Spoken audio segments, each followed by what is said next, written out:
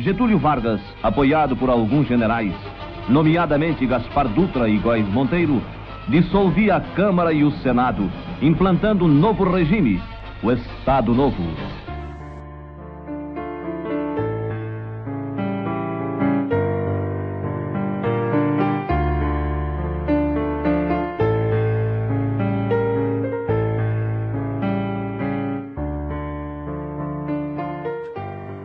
Para a derrubada de Getúlio, houve uma certa união em torno da UDN.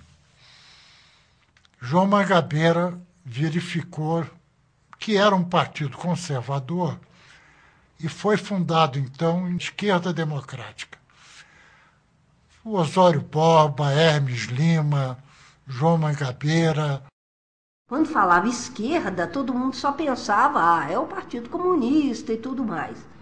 E a Esquerda Democrática, realmente, olha, ela é diferente. Ela é diferente por quê?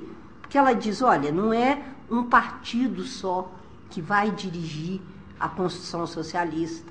Tem que haver uma pluralidade partidária. Segundo, né, não é uma definição, olha, a verdade está aqui.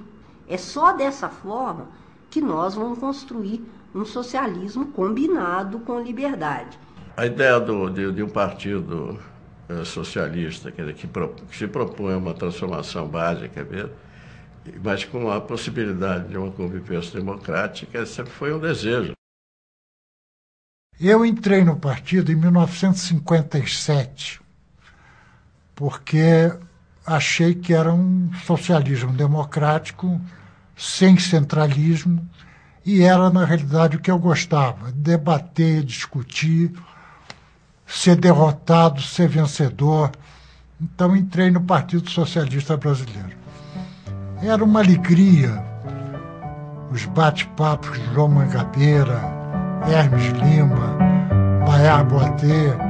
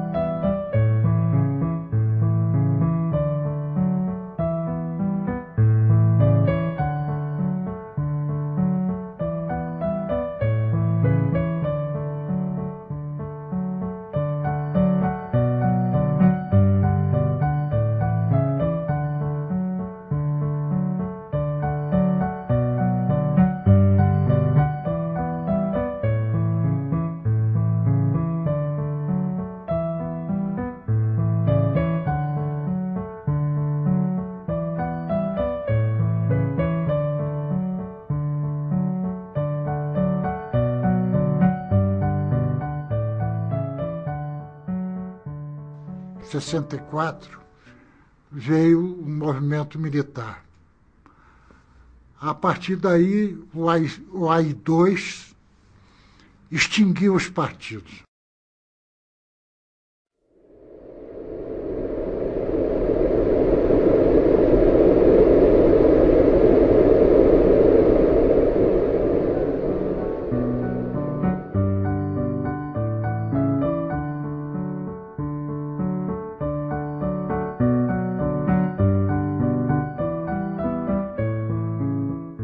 Agora vinha a reorganização partidária.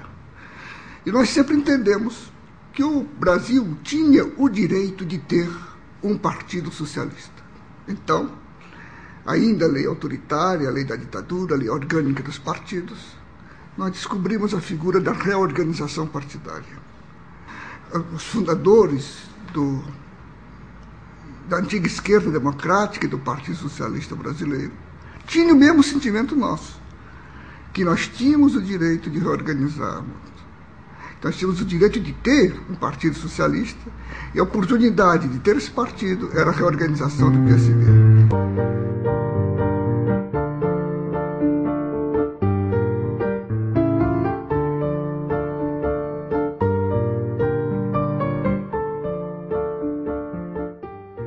primeiro presidente do partido foi Antônio Aires, que é inútil falar das virtudes desse grande brasileiro que foi. Antônio Aires era um homem integrado com a realidade e em conflito com ela e permanentemente procurando modificar essa realidade. O grande nome da delegação brasileira na conferência da ONU ficava os fins de semana conosco, viajando município por município, organizando o partido, fazendo palestras, discutindo com os militantes. Nós estávamos interferindo no processo histórico. Não tenho para o coração somente o ar da montanha. Tenho a planície espinheira com mão de sangue e façanha. Olerê, olará, não tenho para o ouvido somente o rumor do vento.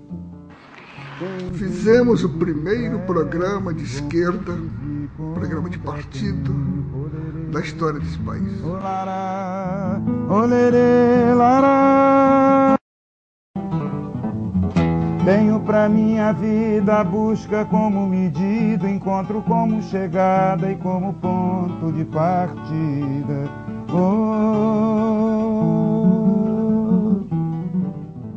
E nós tocamos em várias questões, a questão agrária, a questão da educação, a questão da saúde, mas o que pegou mesmo foi a questão militar.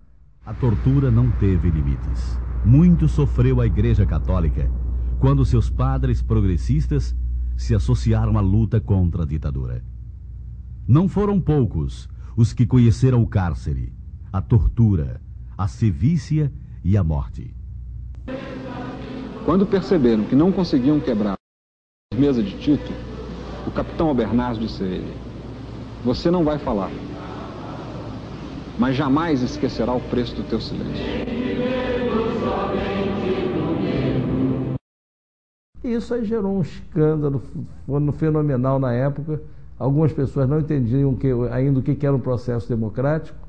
Apesar de nós já estarmos em plena nova república, um repórter fez ameaças pela televisão, os 3 ministros militares durante uma semana se sentiram ofendidos e lançaram bandos militares e ameaças também. Nós temos uma taça que nós ganhamos com esse programa. Foi um pronunciamento do inesquecível Florestan Fernandes. Disse que esse programa tinha sido responsável pela penalização, pela criminalização da tortura na Constituinte brasileira.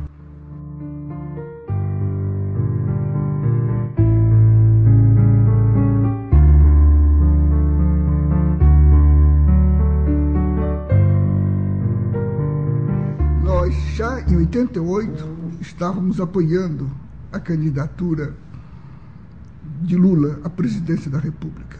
O fim desta campanha marca o início de uma segunda fase da vida do partido. Isso se dá com o ingresso, início de 90, do então governador Miguel Arraes no PSB.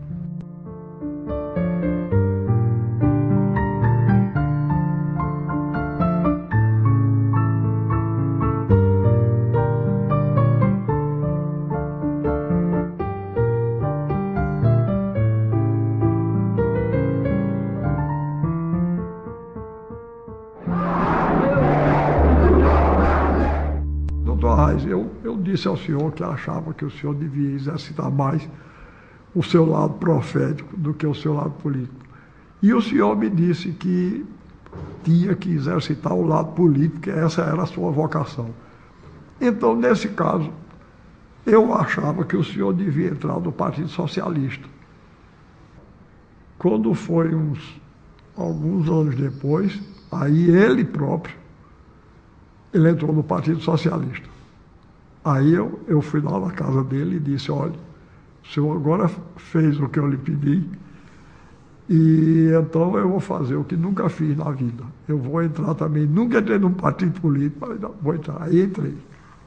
Eu acho que o grande mérito da direção que refundou o PSB, que estava basicamente à frente o Dr. Jamil e o Roberto Amaral, presidente e secretário-geral, respectivamente, foi ter entendido a importância que tinha que trazer para o PSB alguém realmente de peso. E essa figura extraordinária que eles conseguiram identificar foi exatamente Miguel Arraes, né? Que era um líder inconteste, com extraordinárias qualidades de líder, mas também um pensador, um homem que estudava a realidade do Brasil, um homem comprometido com os interesses estratégicos do nosso país e, sobretudo, com um enorme compromisso com a população mais pobre do Brasil.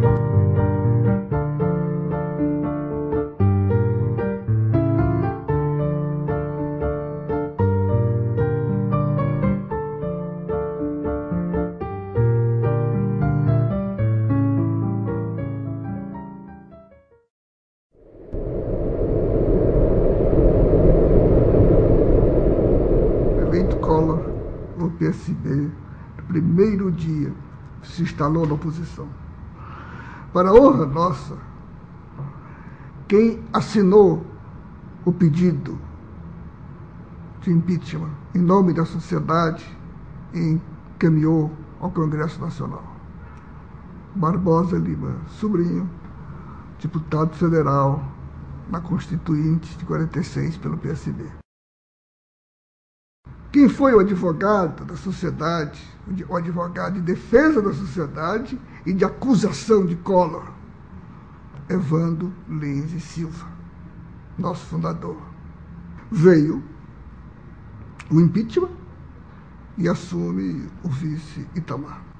E o Partido Socialista, mais uma vez, como em outras fases da história, outras fases difíceis da história, ofereceu seus quadros para ajudar a governar o Brasil. Aí surgiu o Dr. Jamil como ministro da Saúde. Consegui criar uma equipe de excelente qualidade, com vários partidos de esquerda, e enfrentei aquela luta ferrenha para que se fosse implantado no país os medicamentos genéricos. E outra figura emblemática do nosso partido, que foi ministro de Itamar também, o nosso companheiro e primeiro presidente da reorganização, Antônio Aires, no Ministério da Cultura. O cinema brasileiro estava quase destruído no final do governo Collor. E houve quase que não só o apoio financeiro, mas eu imagino que quando você está em baixa, sentindo que, puxa vida, olha, acho que nós não vamos mais produzir cinema nesse país, ele, sabe, levantou o moral, né, num certo sentido, dos cineastas. Foi um ministério brilhante.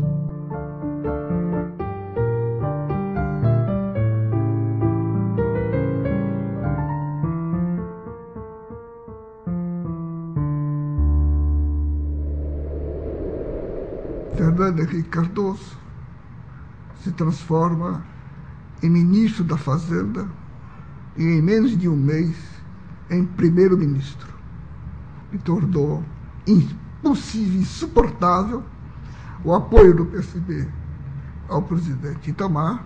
E no primeiro dia, no primeiro mandato de Fernando Henrique Cardoso, ao último dia do seu mandato, nós lhe fizemos oposição.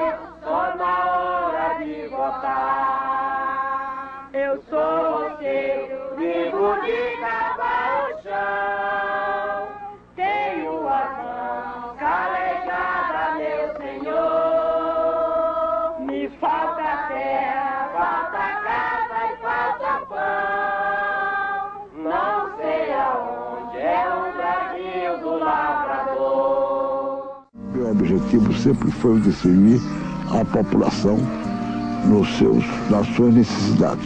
E por isso jamais cobrei nada, nem cobrei voto por isso. A população vota porque sabe que eu continuarei a lutar na mesma direção. O que fica de fundamental é ter tido a oportunidade não só de conhecer o Brasil estudando nos livros, debatendo na academia, mas também de ter conhecido o Brasil real, acompanhando o governador Arraes em contatos com a população, sobretudo com a população mais pobre, mais desassistida, onde eu vi a força do povo brasileiro, a alegria do povo brasileiro, mesmo com tantas dificuldades, tendo esperança na construção da nação, tendo fé no futuro e tendo muito mais energia do que setores da nossa elite que insistem em desanimar o Brasil, insistem em desanimar o nosso povo. Vamos governar dizendo ao povo o que é possível e o que não é possível fazer, para que o possível se faça logo, para que o impossível o povo ajude a construir para o futuro. Eu acho que importante é que a gente possa fazer com que cada um brasileiro e brasileira, dentro do PSB ou fora do PSB, possa ser tocado por essa energia, por esse sentimento, compreender que há setores atrasados da nossa elite e setores atrasados da política brasileira que tentam a todo momento desanimar a participação da sociedade do movimento político. Quando a sociedade vai compreendendo isso, ela tem uma capacidade e um poder que é maior do que qualquer homem público ou de qualquer partido. E ela faz as coisas acontecerem num tempo em que, aos olhos dessa elite desanimada, é impossível acontecer. Nesta terra precisa estar alerta. Quem tem ouro e ganância propõe guerra. Os desmandos que há em nossa terra, não é o usineiro quem conserta. Acho que a grande virtude do PSB é permitir colaborar para que a gente possa formar o nosso caráter, né? Homens e mulheres com caráter. Isso é uma escola do Partido Socialista Brasileiro que foi muito bem dita, mostrada historicamente pelo nosso sempre querido Miguel Arraes. É por isso que nós somos socialistas, né? Para que a gente possa fazer política olhando para as pessoas. São as políticas sociais de resgate da cidadania que precisam ser feitas, procurando fazer com que as pessoas ascendam socialmente, mudem a sua qualidade de vida, saibam por que estão ali, como mudar as suas vidas. Então esse é um trabalho que se faz para que você seja protagonista.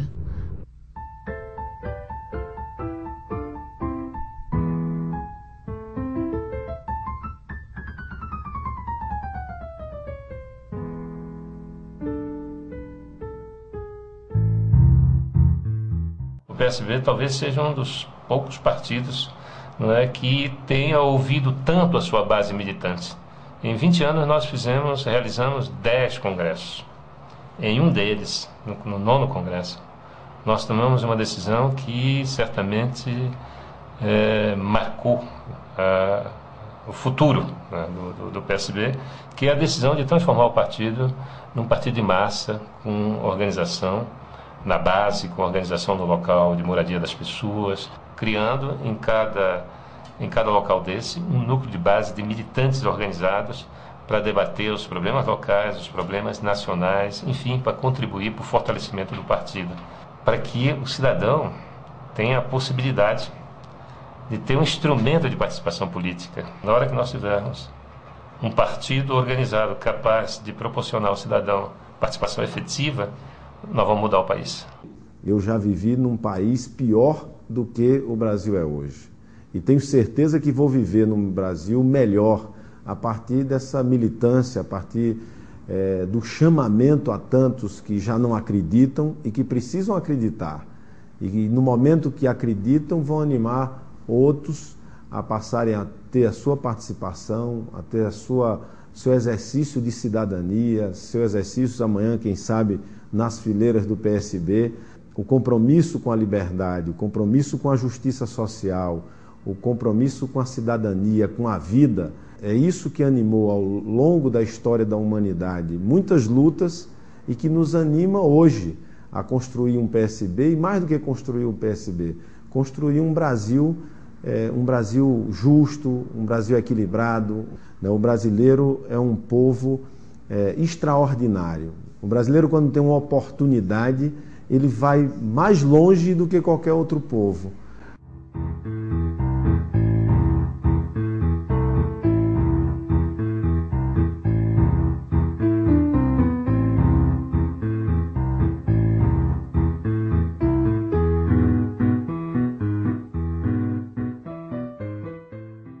Porque depois do Lula será o quê? Então é assim, a gente fica satisfeito só porque a inflação está em 4%? Então é assim, a gente fica satisfeito só porque o desemprego caiu de 14 para 10? Então é assim, só porque a gente tem o povo agora tendo direito a fazer 3 refeições? A revolução acabou? Não, francamente. Olhar para o retrovisor é importante para a gente não perder o caminho, para valorizar o que foi tem sido muito importante. Mas a nossa tarefa da esquerda é ser visionária. Esse bloco com 76 deputados permitiu que a gente tivesse mais influência sobre as decisões. O PSB, liderando esse bloco da esquerda, permite que a gente, na minha visão, ande mais depressa nas coisas. O Dr. Ulisses dizia que o tempero da boa lei é o tempo. Mas isso foi há 20 anos atrás. Adaptar a realidade dessa nova esquerda, do nosso pensamento a essas mudanças importantes, mas com rapidez, é a nossa grande tarefa. Bom, eu acho que o PSB vive um grande momento. Um partido que está sempre sintonizado no que está acontecendo no mundo e, fazendo isso, procura se adaptar a essa realidade internacional, mas com foco no Brasil. E que tem essa preocupação de enxergar o Brasil sem preconceitos. O PSB tem que ter nacionalmente as suas bandeiras, cada estado deve ter as suas, cada município deve ter a sua bandeira. Então, acho que isto é fundamental, porque o que as pessoas querem são resultados concretos na sua vida. Seja o prefeito do PSB, o vereador do PSB, seja o senador, o deputado federal, o governador, ou quem quer que esteja atuando em algum espaço público em nome do PSB, essas pessoas e essa pessoa tem que compreender que ela tem que responder às necessidades da sociedade. O PSB já tem 60 anos, né? vai fazer agora 60 anos. O PSB tem quadros excepcionais, tem experiência de governo em cidades importantes, em estados, inclusive com presença da mulher, e com uma história e um passado de lutas. Então, eu não acho que um partido que tenha como objetivo, como estratégia, ser uma alternativa de poder no país, não pode ficar permanentemente sendo um coadjuvante. Por isso nós temos que construir o nosso próprio projeto, ter as nossas próprias alternativas e nos colocarmos, né, como um partido que tem propostas para o país.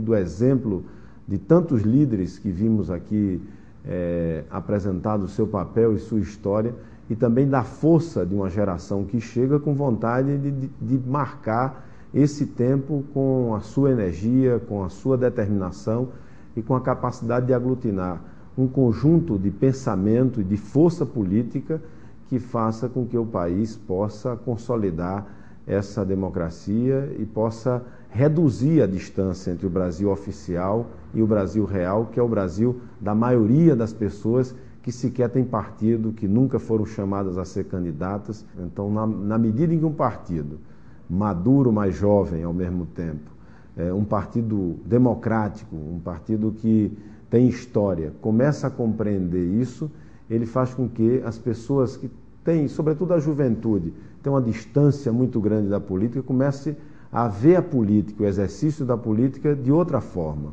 A política como uma coisa bonita, a política como um espaço fundamental para que a sociedade também seja mais bonita, para que a vida seja valorizada, para que o mérito seja valorizado de tantos brasileiros e brasileiras que devem assumir um papel central na cena do desenvolvimento de uma nação tão bonita, tão diversa, com uma história tão rica como a história brasileira.